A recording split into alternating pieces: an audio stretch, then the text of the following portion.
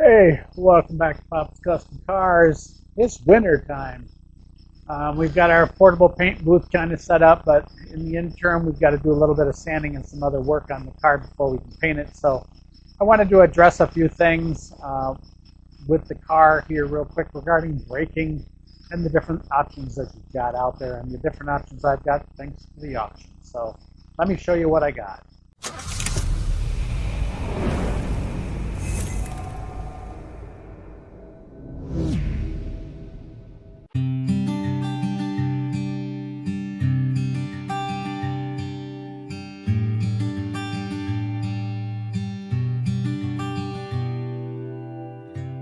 So the first thing I've got I bought probably last year. It was on sale, and I'm kind of glad I did because the prices of parts, oh my goodness, have skyrocketed something insane. What I looked at, last year or a couple of years ago has doubled in price now because of these wonderful tariffs that are benefiting no one but costing us a pretty penny. The first one is there were a lot of questions regarding, or I've had a lot of questions, not so much on the forums, but in person regarding braking and the Nova with turbocharger. And one of the things that I wanted to address is a couple of different ways that you can set up braking for your cars. As you know, we've redone the whole front suspension. It is all modern, polyurethane bushings and all that kind of fun stuff. But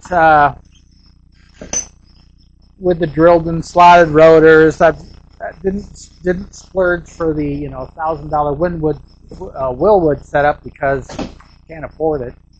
Put it plain and simple. So I've got the next best thing, and that's this setup here that I've looked at for quite some time.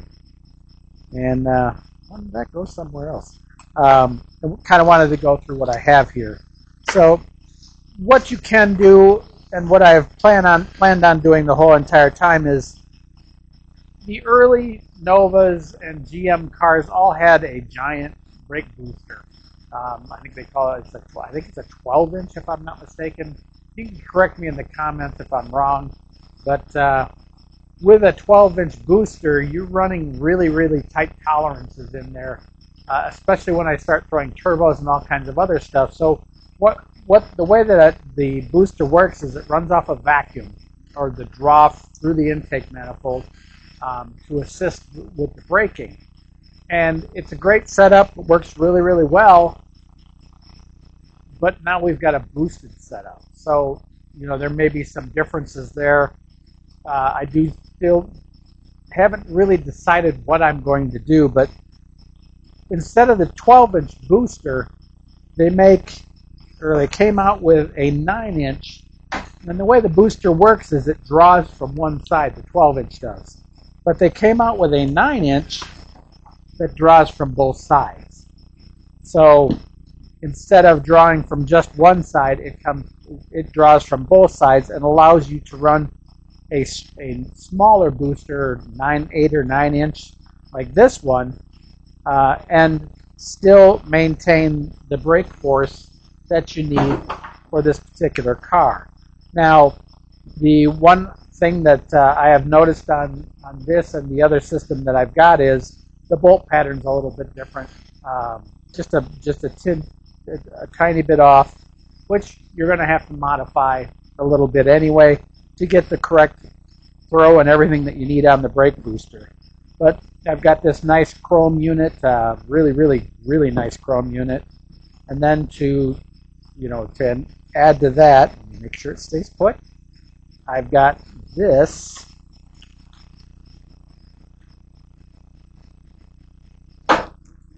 Chrome Master to go on it also. As you can see, she's sealed up inside the bag, but it's a Chrome Master cylinder. Also made for, this is actually disc and or will work with both disc front, back, and disc and drum in the back. This particular one right now has disc in the front, drum in the back, but it will be converted down the road to disc all the way on all four corners because it just needs that stopping power with that big, with the turbocharger and all that power. So this is the typical setup that you'd run in your car. You know, and one of the questions that I get asked a lot is, what about boost? And I know that this system will work with a boosted system because when you're letting off the gas pedal, generally you're braking. So you're going to have that vacuum there for the braking. So this particular system will work great for that. But again, there are other systems, and we're going to kind of go through them. Because this does require vacuum, when you're under boost, you're not going to have the vacuum for this braking system, so you're going to be hard pressed on those brakes. So that kind of gives you one example of the system. As I get a little bit of time here, I am going to put this together. I've got to do some modifications under the dash because this particular one bolts up a little bit different. So I've got to do some measuring and that kind of thing, but I wanted to run through that real quick. So with that, that's one way that you can use your brakes with your car is the master cylinder and then the brake booster. So give me a minute, we'll put these away and I'll show you the next thing. We're going to leave this right here because this doesn't change. This is a kit I got. It's made in China, of course, as most of my stuff is, because where you can get it. But it comes with everything. You got your proportioning valve. You've got all your brake connections, and you'll notice it's all polished stainless and all that kind of really nice stuff. You've got your mounts, your support mounts for everything. Whoops, we'll throw that one on the floor. You've got your brake rod for your brake pedal. You know, your little brake clevis. Everything you need to put this into your car. It's a full, complete kit. And like I said, when I bought it, it didn't cost. I think it cost me a couple $100, if that. I think $239, and now, good luck. You can't get it for that anymore. So, like I said, this is one example of a braking system that you can use in your car. And again, you can stick with that 12-inch if you've got the room for it, but I want more room in that compartment. With those two turbos and everything I got going on in there, I need more room. So the next option that I bought at an auction for $50, folks. This was a score of a lifetime. Even if I don't need it, I know I can sell it for that and some. And that's this. I do real good at the auction with car parts, mainly because people aren't buying car parts at the auction because they're not looking. Or if they are looking for car parts, they're looking for specific parts for their car. And with me modifying this car so much, there are things that I look for that the normal person may not look for, and this is one of the things that you should look for if you're going to be hopping up your car and you're going to be using boost or anything of that nature. Or if you have like I have a pickup truck outside that'll tow 10,000 pounds, this would be an add-on for that too. So I've got a few different projects that I can use this on, and this is called a Hydroboost. Now, the nifty thing about a Hydroboost, get it out of the bag,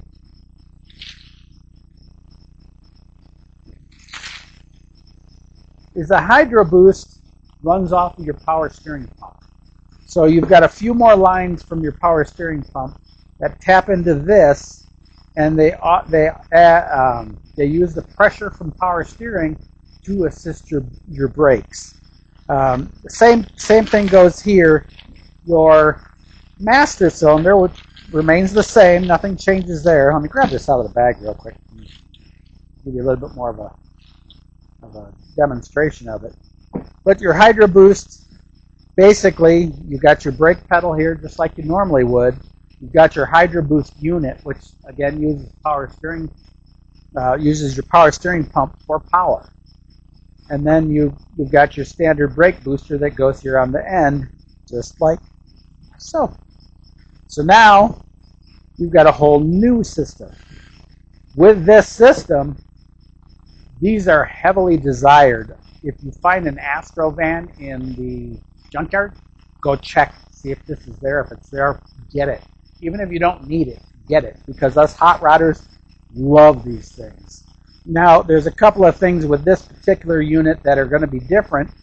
This one's going to require some modification because, like I said, this fits just fine on the front, just like your normal brake master cylinder does, because it uses a standard master cylinder. And I don't have the rod in there or anything, but she just bolts right on just like so, and mounts on your firewall just like your regular brakes do. Now the opposite of this is, like I said, there's not a rod or anything in there yet, but whoops, excuse me. You put your rod in just like you do everything else. There's a few things you got to do a little bit different here, but basically that's the way this works. And then this hooks to your brake pedal, so boom, you've got power. And these things will put down your brake power big time.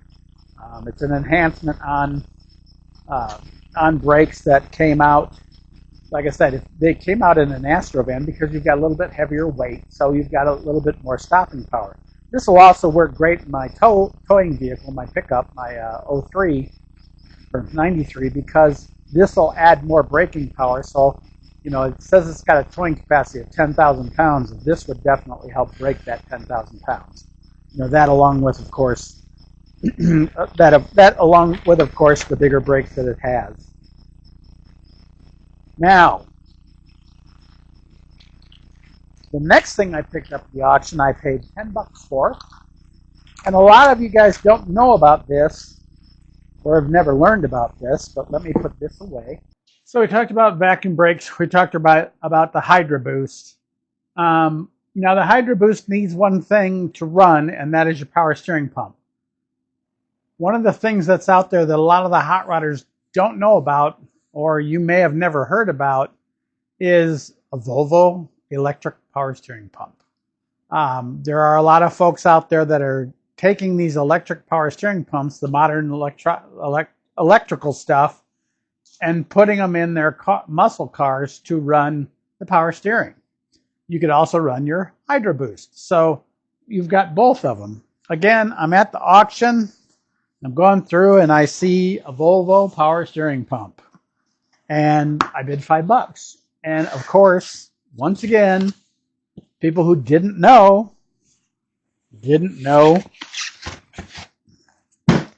what these are for or what you can use them for. Now, the cool thing about these is they'll run on, one power wire and run all the time. They come already preloaded with the bracket and everything that you can make mounts to your vehicle. It sits off on your side. Your power steering fluid is kept in here, and then you just run your hoses over to your power steering and or Hydroboost, whatever you want to do. You can choose to use the bracket that comes with it. It's got mounts on it, or fab up your own bracket to mount this to your car. And once again, you've got a electric power steering in your muscle car. Thereby, you don't need your power steering pump anymore. So that's one of the things you can remove from your engine, and this will power your Hydroboost and your power steering. So again, this was another auction find. I got it for $5 because nobody knew what it was. But again, you've got your pressure side and your return side, just like any other power steering pump. And you've got electrical connectors here and here to run your electronics. A lot of them, like I said, just hook it up to the power and it's on all the time. But you could set it up to where there is a way that you can set it up so that it just turns on when you're using your steering. But most people that have these just have run constant, and that solves the problem of needing a power steering pump. So again, this is an auction find again that I spent $5 for. Problem is, I think it's got fluid in it.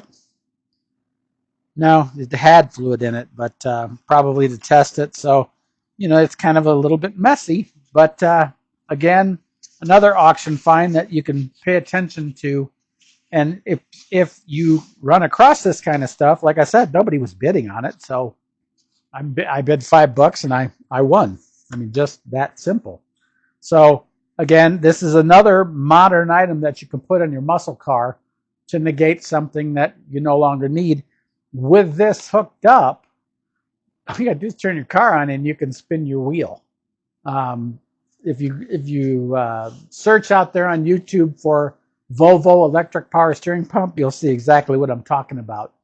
But these things have been mounted in. A lot of guys use them in Mustangs and drift cars and that kind of thing because these respond so quickly that that you don't have to, be running full tilt or rely on the engine's RPMs to spin a pump. This thing's running all the time.